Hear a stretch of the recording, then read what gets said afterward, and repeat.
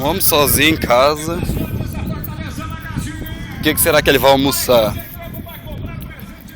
Acabamos de vir ali do mercado, né? Uma sacolinha. O que será que tem? Deve ser o que? Um arroz, um feijão, uma carne. Vamos ver, chegando em casa.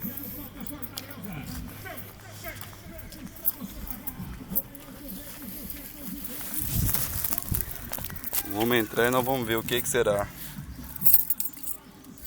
Faltou uma cervejinha, mas por enquanto não. Vamos lá.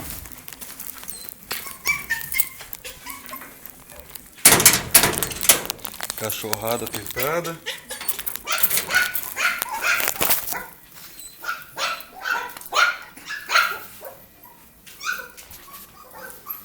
O que será, hein? Um filminho. Sai pra lá, cachorro.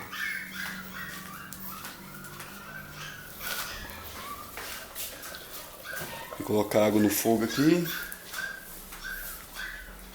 Vamos ver o que veio aqui. Um açúcar, né? Fazer o café malandro.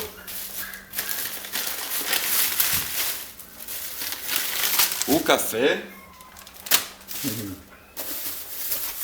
Que tem dentro dessa sacola. Um pãozinho, né?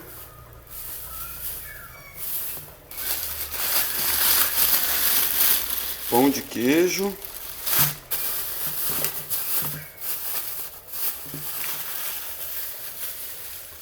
E umas mortadela.